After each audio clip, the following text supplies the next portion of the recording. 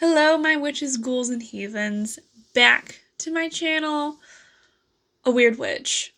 Today we're going to be talking about Saint Walpurga, or Walpurga. This might be a longer video than normal, just because she has a lot on her.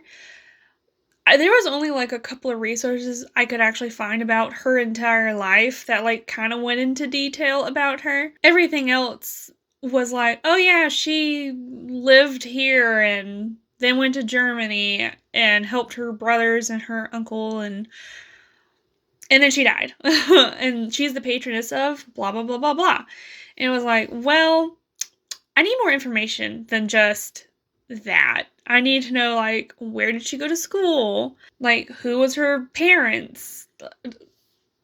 So I did find resources on that, but that means this video is going to be probably longer than 15 minutes, which I know a lot of people don't want to watch videos more than 15 to 20 minutes, but we'll see how far we get.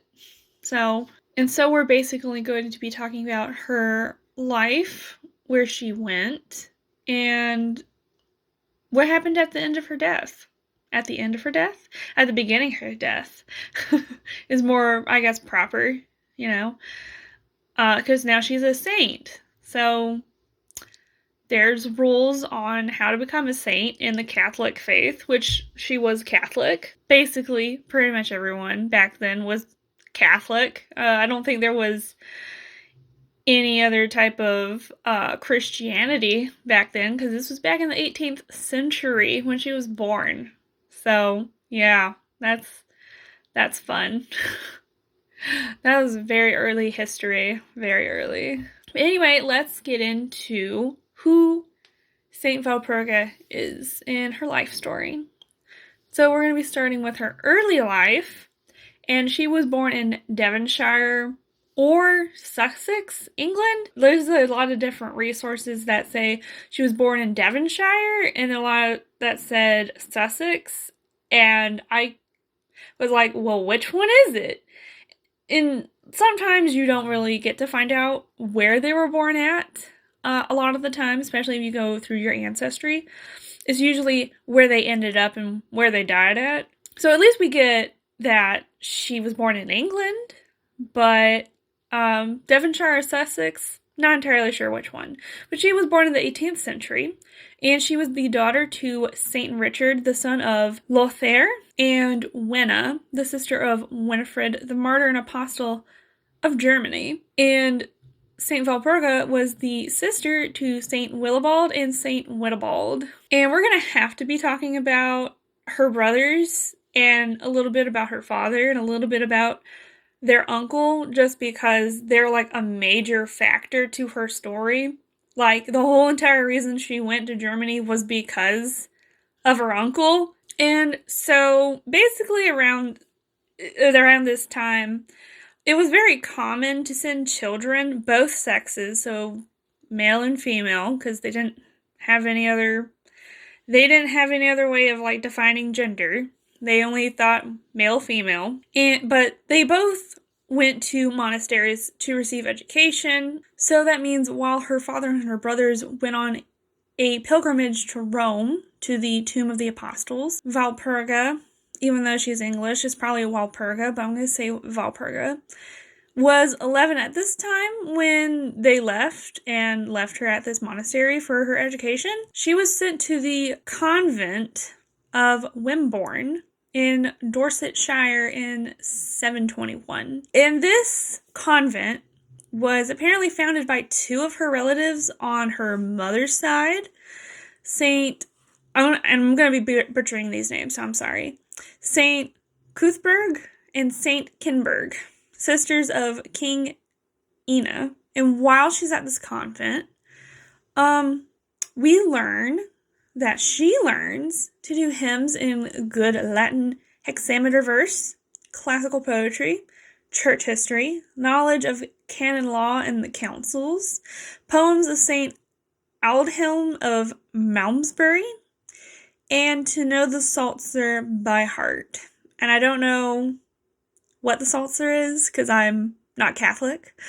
I was Christian at some points in my life, but never have I heard of the Psalter before, so I have no idea what that is. And thanks to this schooling, she was later able to write her brother Winibald's life and an account in Latin of Saint Willibald's travels in Palestine, which we're going to be talking about a little bit. And she is actually looked upon as one of the first English, women writers both in England and Germany. So, that's pretty cool to know that she could possibly be the first known female author in, 8th century England and Germany. It's pretty cool. And she lived at this convent for almost 30 years. And she was a student under the Saint Teta at Wimborne. And Walpurga became a Benedictine at this monastery. So, we're going to be talking a little bit about her brothers / her uncle / her father. There's a lot on her father, so I'm not going to get into her father today. Because it's a long story. Very long story. But it's mostly going to be about her brothers, Winibald and Willibald. So when Saint Walpurga was left at this monastery in 721, her father and her brothers went on their pilgrimage to Rome. And about a year later, their father died of a fever in Lucca, Italy. And he was buried in the church of Saint I'm going to say this horribly. Saint Frigidin, I guess, where he is still venerated actually as a saint. And which is also kind of weird because pretty much everyone in this time period, I can't give you a definite period because I don't know the actual full years, but around this time everyone was pretty much becoming a saint. Don't know why, don't know how, but everyone's saint this, saint that, saint whoever, saint whatever. It was a lot. So back to her brothers, they continued on to their pilgrimage to Rome, and they actually arrived the same year in 722, but they both got sick. Willibald and Winibald got sick, most likely from the fever, but Willibald went on to travel after he got better, with the Pope's permission at the time, but Winibald had to stay behind in Rome because he did not get better until a little bit later on. And while Willibald was on his journey in the East for about 7 years, 2 of which he spent in visiting the holy places of Palestine, or Palestine, however you want to say it, and he traveled back in the company with the Pope's legate? I don't know how you say that. To Italy in 730. So that are actually more like 8 years, but could be 7.5, maybe. And for another 10 years, he remained in the Benedictine monastery of Monte Cassino until he was about 30 years old. And Winibald, after he recovered, he went to Germany with his uncle.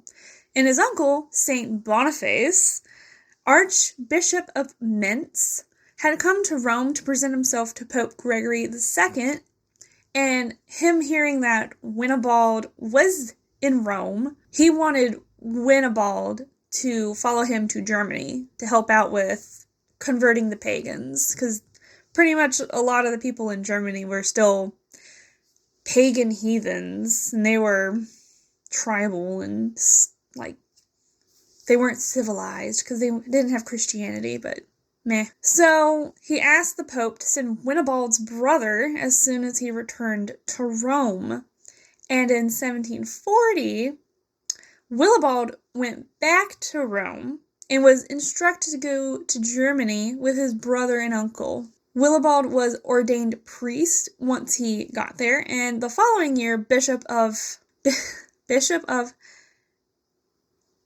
Eichstätt, I'm just going to put it down here, I'm sorry, in Bavaria. And Winibald became an abbot for 7 houses of monks in Thuringia. And now we're actually going back to Saint Walpurga. But a little bit about her uncle, before we start on her, to carry on and complete the work of the conversion and instruction. Religious women were needed in Germany, as St. Boniface believed, and he was the first missionary to call women to his aid. So in the year 748, St. Winifred wrote to Wimborne, desiring the abbess to send him nuns from England to assist him in the mission, and he specifically named Saint Walpurga.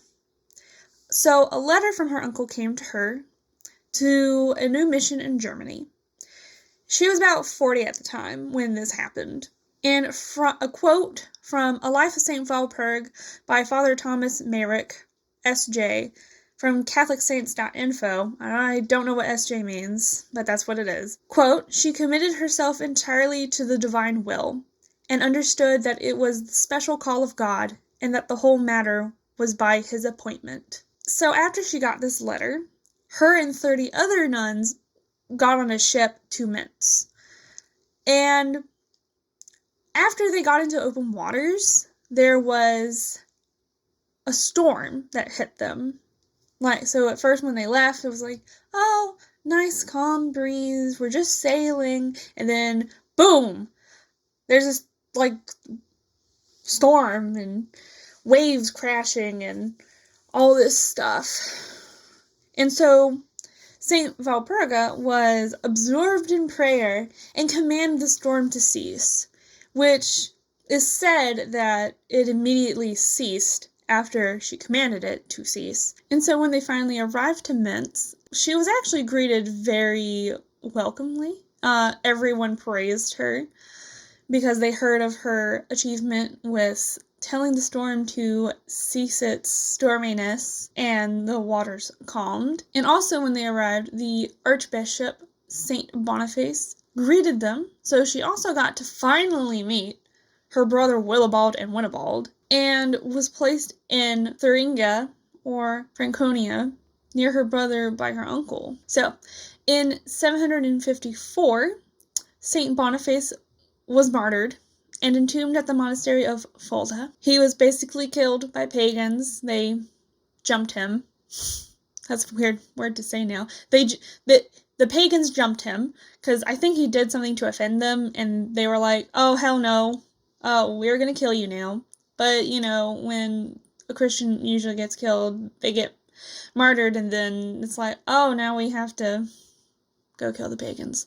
But anyway, soon after St. Boniface's death, St. Winibald wanted to leave for more hardships in the German Alps. So he purchased Heidenheim and sent for his sister. They founded a double monastery for monks and nuns in the year 752, when he was 50 and she was 44. And this was the only types of monasteries in Germany at the time, this double monastery for both monks and nuns, which was pretty cool. But 10 years later, St. Winibald died in 761, and the last years of his life were him being in constant sickness, his frame being worn down by austerities and subject to rheumatic affections since his first illness in Rome. In the last 3 years, he could seldom leave his cell. St. Walpurga assisted at the translation of her brother's remains with the help of St. Willibald, and at the time they found that time had left no trace upon the sacred remains of her brother, and shortly after this, she fell ill, and having been assisted by her last moments by St. Willibald, she died. So on February 25th, 777, she died. She was laid beside her brother, St. Winibald, by the hands of St. Willibald, who survived her another 10 years. How crazy is that? That's a long time to live after that. And actually 3 miracles were recorded after the death.